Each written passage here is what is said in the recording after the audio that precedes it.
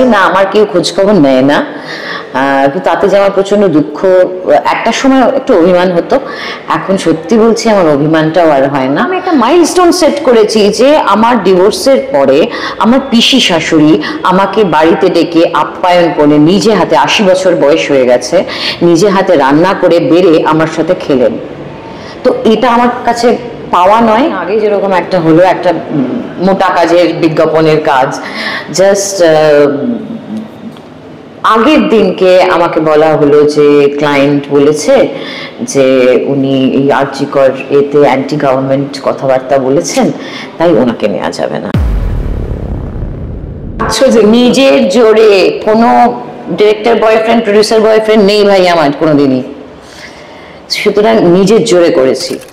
আমার সঙ্গে এই মুহূর্তে যিনি আছেন তিনি জীবনের হার জিত, পাওয়া না পাওয়া এই সব কিছুর ঊর্ধ্বে চলে গেছেন। তার কাছে সবকিছুই আসলে ভালোবাসার, কান্নাটাও ভালোবাসার, অপ্রাপ্তিটাও ভালোবাসার, দুঃখ পাওয়াটাও ভালোবাসার। এবং তিনি শ্রীলেখা মিত্র, ভালোবাসতে শিখেছেন, ভালোবাসেন এবং ভালোবাসাতেই থাকতে চান। আজ আমরা কথা বলছি মায়ানগর নিয়ে, শ্রীলেখা মিত্রর ছবি, এটা জোর গলায় আমরা বলতে পারি। এবং হ্যাঁ অবশ্যই, কিন্তু এটা বলতে তো ভালো লাগে তাই না, মানে শ্রীলেখাতে এটা শুনতে কেমন লাগে? অনেকদিন বাদে একটা ছবি, যে ছবিটাকে আমি বলতে পারি আমি কিছুটা হলেও ওন করি, সুতরাং এই ছবিটা আমার কাছে খুব ইম্পর্টেন্ট একটা মাইলস্টোন, একটা ইম্পর্টেন্ট একটা ছবি, যেটা হয়তো আমি মরে গেলেও লোকে এই ছবিটা দিয়ে আমাকে মনে রাখবে, এবং আগামী দিনের ফিল্ম মেকারদের বা অ্যাক্টরদের কাছেও এই ছবিটা একটা বাইবেল হয়ে থাকবে, এটা আমার বিশ্বাস। একদম। এবং ছবিটা প্রথম থেকে শেষ অবধি দেখতে বলছেন বারবার, তার নিশ্চয়ই কারণ আছে। না, আমি যখন সিনেমা দেখিও, যদি দেরি হয়ে যায় আমি সেই সিনেমা দেখি না, একদম প্রথম থেকে এন্ড ক্রেডিট, এন্ড টাইটেল অবধি, তবে ছবিটা পুরোটা দেখার মানে হয়। ঠিক, ওইটা অনেককে সম্মান জানানো আমার মনে হয়, একদম 100%। তো মায়ানগর, এবং আগে নাম ছিল once upon a time in Calcutta, সেখান থেকে মায়ানগর হয়েছে।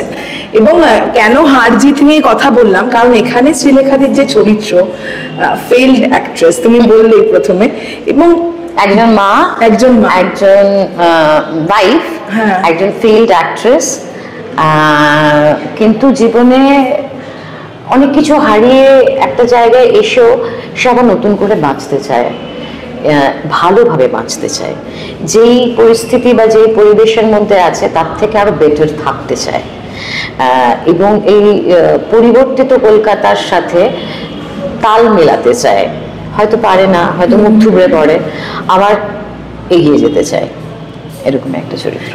কিন্তু এই যে মানে আমরা বলে দিলাম ফেইল্ড, ধরো মায়ের ক্ষেত্রেও হয়তো জানি না কেমন, স্ত্রীর ছবি দেখলে বোঝা যাবে, সেক্ষেত্রে এই তকমাটা কি তোমার ক্ষেত্রে তুমি কখনো লাগা জীবনের ক্ষেত্রে যে আমি কি, আমি সফল, আমি একেবারেই ফেইল্ড অ্যাক্ট্রেস নিজেকে বলবো না, আমি ফেইল্ড মানুষও বলবো না নিজেকে।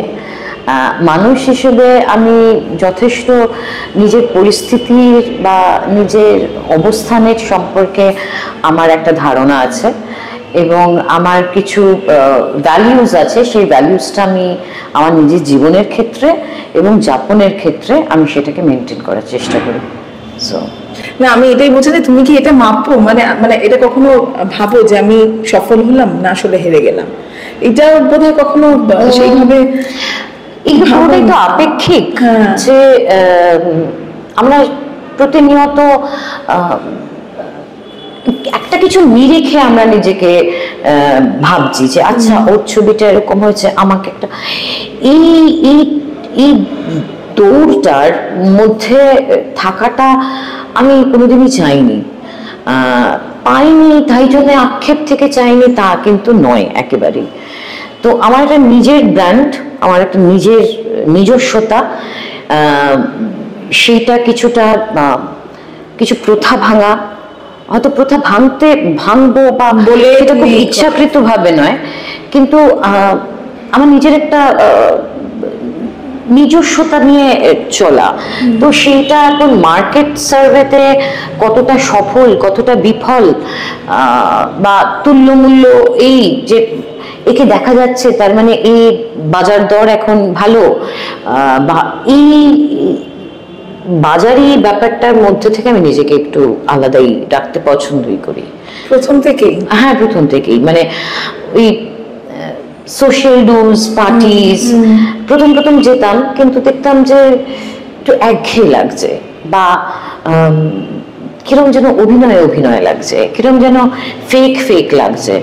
তো সেইখান থেকে আমি দেখলাম যে এটা আমি নই। তাই নিজেকে খানিকটা নিজেই গুটিয়ে নেওয়া। এখন নিজের একটা জগৎ, একদম নিজের জগৎ, একটা শিল্ড, পুরো একটা বাউন্ডারি, যার মধ্যে খুব পিওর সোল থাকে সবাই। ইমপিওরিটি, টক্সিসিটির কোনো জায়গা নেই, আমি চাইও না। দেখ, 50 বছর তো পার করে ফেলেছি, এবার যে কদিন ভালোভাবে বাঁচবো সে কদিন অন্যকে হ্যাপি না করে নিজেকে হ্যাপি রাখা, নিজের মানুষগুলোকে বা নিজের সন্তান যাদেরকে মনে করি তাদেরকে হ্যাপি রাখা। জীবনে অন্য কে কি চাইছে সেই অনুযায়ী নিজেকে কেন পরিচালনা করব নিজেকে? তো তাহলে নিজের জন্য বাঁচাটা কি হলো? একদম একদম শ্রীলেখাদি। কিন্তু একটা কথা বলে, এই যে আঘাত পাওয়া, আমরা ধাক্কা যে খাই বারবার বয়সের সঙ্গে সঙ্গে, সেটা আমাদের মানিয়ে নেওয়ার ক্ষমতাটা দেখবে তৈরি হয়ে যায়। এখন একটা পয়েন্টে মনে হয় কোনো কিছু যেন আর গায়ে লাগে না। এখন কি সেটা শ্রীলেখাদি? মানে আমি যদি কিছু সমসাময়িক ঘটনা দিয়েও দেখি, না না তুমি মানে কোনো আঘাত কি গায়ে লাগে এখন শ্রীলেখা মিত্র? একেবারেই লাগছে না, একেবারেই আমি সেটা বললে মিথ্যা কথা বলা হবে। হয়তো টেম্পোরারি, মানে আমার কিছুদিন আগে যেরকম একটা হলো, একটা মোটা কাজের বিজ্ঞাপনের কাজ, জাস্ট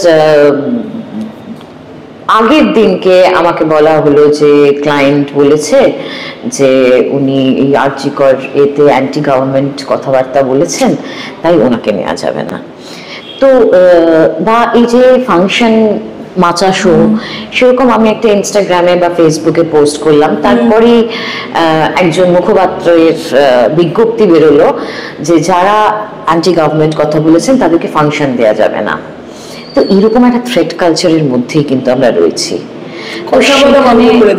হ্যাঁ, মানে একেবারে হীরক রাজার দেশ, একেবারে মানে তাসের দেশের মতো সবকিছু। তো তার মধ্যে থেকে নিজের সত্তা, নিজের সমস্ত কিছুটা নিয়ে যতটা পারবো চলবো। যখন মনে হচ্ছে যে পারছি না, একটু দাঁড়াবো, একটু নিঃশ্বাস নেব। কারণ লাইফটা ইজ নট অ্যাবাউট সিনেমা সারাক্ষণ, কি কাজের নিরিখে বিচার। আমি জীবনে অনেকটা পেয়েছি, অনেকটা সমৃদ্ধ হয়েছি মানুষ হিসেবে, অনেক কিছু। আমি বলছি, আমি ডিভোর্সি, আমার পিসি শাশুড়ি আমাকে বাড়িতে ডেকে নিজে হাতে রান্না করে নিজে পরিবেশন করে খাওয়ালেন যে মা মরা মেয়ে, তোকে এরকম ভাবে কেউ তো এখন খাওয়ায় না। তো আমি ভাবলাম এটাও তো একটা মাইলস্টোন, এটাও তো আমি একটা মাইলস্টোন সেট করেছি যে আমার ডিভোর্সের পরে আমার পিসি শাশুড়ি আমাকে বাড়িতে ডেকে আপ্যায়ন করে নিজে হাতে, 80 বছর বয়স হয়ে গেছে, নিজে হাতে রান্না করে বেড়ে আমার সাথে খেলেন। তো এটা আমার কাছে পাওয়া নয়। আমাকে যখন লোকজন বলে যে আপনি আপনার কথা আমাদের টাচ করে, আপনি আমাদের কিন্তু ইন্সপায়ার করেন। আমি যোগা ক্লাসে যাচ্ছি, ডিরেকশন খুঁজতে খুঁজতে গাড়ির কাছ নামিয়ে লোকজনকে, হঠাৎ একটি ছেলে, শ্রীলেখাদি বিধান হাজরা খুব সম্ভবত তার নাম, আমি বললাম হ্যাঁ। বললো একটু কথা বলবো? আমি হ্যাঁ ঠিক আছে বলুন। বলছে আমি ইসরায়েলে থাকি, আমি একজন সায়েন্টিস্ট, আমার ওয়াইফও একজন সায়েন্টিস্ট, প্রেসিডেন্সি থেকে পাশ করে, সেও ইসরায়েলে থাকে, ওদের 2 সন্তান, 3 বছর 1 বছর। আমরা আপনাকে ফলো করি, আমরা আপনাকে পছন্দ করি।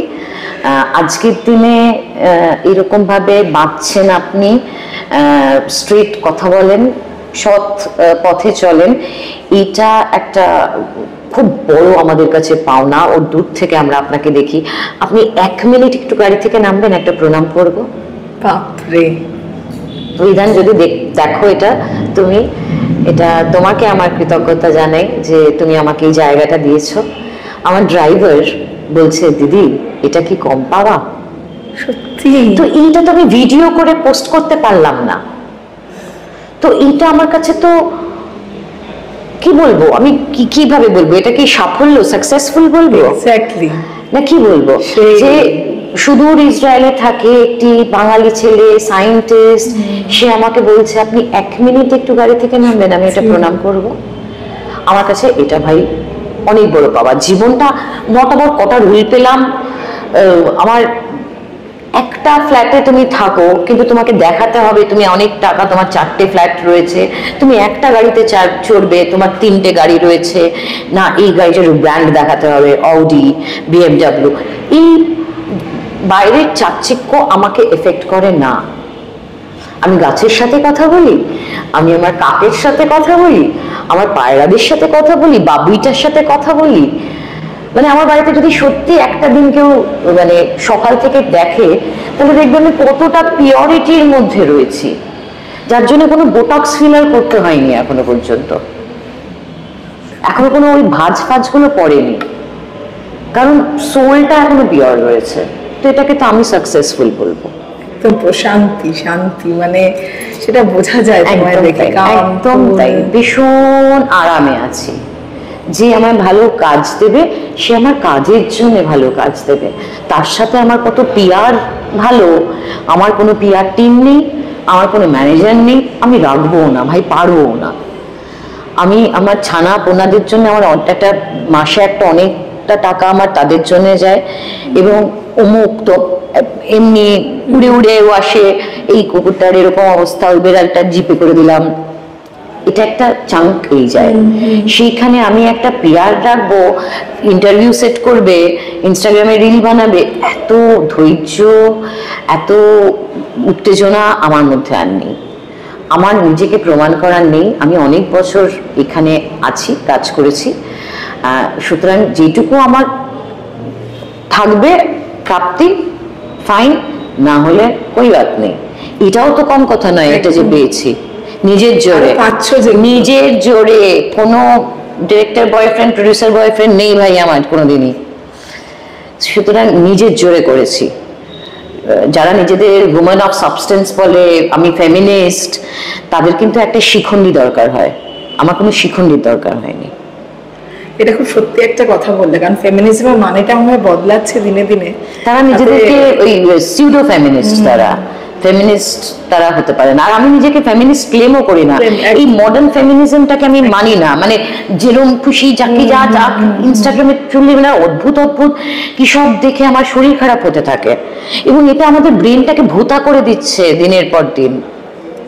এই ধরনের রিল কালচার এই ওই আমাদের ভোতা করে দিচ্ছে, একটা পড়াশোনা নেই, একটা বই পড়া নেই, নিজেকে সমৃদ্ধ করার কিছু নেই, মানে একটা অদ্ভুত সোশিও কালচার, মানে লোকের কাজ নেই। আমার কাছে লোকে ফোন করে, দিদি আমি অ্যাসিস্ট্যান্ট ডিরেক্টর, আপনার একটা কাজ। আমি ভাই আমি তো এখনো শুরু করিনি, যদি হয় তুমি আমাকে তোমার সিভিটা দিয়ে রাখো। নেই নেই নেই নেই, একটা একটা অদ্ভুত একটা নৈরাজ্যের মধ্যে আমরা রয়েছি। আর দৌড়ানোটাও ভালো দিকে নয়, কিন্তু আসলে কি পাবো কি পাবো কি পাবো কি, খামছে খামছে খামছে খামছে, এখান থেকে খামছে ওখান থেকে খামছে, এইরকম একটা চলছে। মানে ফেক লোকজন, অদ্ভুত একটা, আমার দম বন্ধ লাগেছে লেখা দেখে। আমি খাপ খাওয়াতে চাই না। I can't and I won't, আমি করবো না, আমি ওই দলে নেই ভাই। আমি ভালো অভিনেত্রী, আমি এখন মোটা হয়ে গেছি, তোমার কাজের যখন দরকার হবে আমাকে সময় দেবে, আমি রোগা হয়ে যাব, আমাকে একটা ভালো চরিত্র দাও, আমি নিজেকে নিংড়ে আমি কাজ করতে পারবো এবং ভালো কাজ করতে পারবো। সেখানে আমার কোনো ট্যান্ট্রাম নেই। যারা আমাকে বলে যে সুলেখার ট্যান্ট্রাম, জিজ্ঞেস করো আদিত্য বিক্রম সেনগুপ্ত জোনাকিকে, যে এই ছবিতে আমার কোনো এসি মেকআপ ভ্যান ছিল না, কারণ এটা ভীষণ অদ্ভুতভাবে ছবিটা বানানো। আমি মাটিতে মাদুর পেতে একটা ওই টেবিল ফ্যান মাথার কাছে আমি ওইখানেই শুতাম, কারণ আমি ওই ক্যারেক্টারের মধ্যে ছিলাম, ওই যাপনটার মধ্যে ছিলাম। আমি যদি ওইখান থেকে বেরিয়ে একটা এসি মেকআপ ভ্যানে এই ওই হয়ে আবার ওইটাতে ঢুকতে পারাটা আমার পক্ষে difficult. I wanted to leave Ila, এই ক্যারেক্টারটা আমি যাপন করেছি। ইলার এই শহরে, ইলা তো ইলাই, হ্যাঁ, ইলার এই শহরের প্রতি মায়া আছে কিনা জানি না, তোমার আছে এখনো মায়া? যেহেতু ছিল এককালে, এখন খুব বেশি যে মায়া, কোথাও একটা একটা আঠা আছে, একটা আঠা আছে আর কি, এখানে জন্ম, এখানে কর্ম, এখানে সবকিছু। তো কিন্তু এই ভীষণ পরিবর্তিত এটাতে আমার যেন মনে হয় আমি একটু অন্য গ্রহ থেকে এসেছি। আমার কিরকম এটা মনে হয় সবকিছু হঠাৎ করে পাল্টে গেছে, সব কিরকম একটা অন্যরকম হয়ে গেছে এই লাগে। তো ওইটা নেই খুব বেশি। কিন্তু ইলা বোধহয় এখানে মানিয়ে নেওয়ার চেষ্টা করছে, খুব একটা মানাতে চাও না। আমি আমার ওই ফ্ল্যাটের মধ্যে ওইখানে মানিয়ে ওর মধ্যে রয়েছি। ভালো কাজ হলে আমি আমায় দারুণ হতে হবে এটা কোনোদিনই ছিল না, কোনোদিনই ছিল না। সেটাই ইমপারফেক্টলি পারফেক্ট আসলে নিজের কাছে, তাই না? সব সময় কি পারফেক্ট, আমি তার ডেফিনিশন কি, তার রেলেভেন্স কি, সেটা তো একটা মানে ফিলোসফিক্যাল ডিবেট একটা। সুতরাং নিজের মতো বেঁচে আছি, বেশ আছি, ভালো আছি না, আমার কেউ খোঁজখবর নেয় না। কিন্তু তাতে যে আমার প্রচন্ড দুঃখ, একটা সময় একটু অভিমান হতো, এখন সত্যি বলছি আমার অভিমানটাও আর হয় না, কারণ আমি আমার জগৎটাকে পেয়ে গেছি, আমার লাইফের পারপাসটাকে পেয়েছি। আসল প্রাপ্তি হয়ে গেছে, এখনো আরো অনেকটা হওয়া বাকি, আরো অনেকগুলো কাজ ভালো ভালো আসছে। যেটা এই যে শ্রীলেখাদি যেমন ভাবে বললেন যে আমার জোরে পেয়েছি, আমার কাজের জোরে পেয়েছি, এবং ফ্লাইং, এই যে সুধীর মিশ্রের কাজ বল বা বিজয় নাম্বিয়ারের কাজ বল, এগুলো তো ফ্লাইং আমার কাছে এসেছে। যে জাস্ট এরকম একটা অডিশন আছে, দেবে, আমি বাড়িতে অডিশন দিয়ে দিলাম, ও হয়ে গেল, মানে এরকম। আর মানে বম্বেতে এত ভালো, একটা সময় আমি আমির খানের সাথে কাজ, বা আমি যে পোস্ট করেছিলাম সাইফ আলী খানের সাথে কাজ, এগুলো তো লোকে এখনকার ছেলে মেয়েগুলো জানতো না, ভাবতো যে মিরাক্কেল শুধু। তো ওইগুলোর পরে আমি মানে সাইফ আলী যখন ফ্লার্ট করছে, আমি তখন আমার মেয়ের ছবি দেখিয়ে দিয়েছি। হ্যাঁ, হালকা না, আমি আমার মেয়ে তখন 1.5 বছর 2 বছর, sir this is my daughter, sir বলে ওয়াও ওয়াও। তো এই আর কি। তো তো ঠিক আছে, সেই সময় আমার কোনো মানে ইয়েও নেই, যে রিগ্রেটও নেই, এ বাবা আমি কেন করলাম না। তো সেই সময় যখন আমির খানের সাথে কাজ হলো, অক্টোবরে কাজ হলো, নভেম্বরে আমি বিয়ে করলাম। সাইফের সাথে কাজ করে আবার আমি ব্যাক টু সিরিয়াল ছবি এখানে চুটিয়ে করছি। তো আমি তখন বম্বে পার্সু করিনি। এখন আমার না নতুন করে শুরু করার কোনো অসুবিধা নেই, কারণ বম্বে এমন একটা জায়গা না, যারা ট্যালেন্টের কদর দিতে জানে। সেখানে তুমি কে, তুমি কি, অ্যাটিটিউড, এই ওই ওই সব কিছু নেই।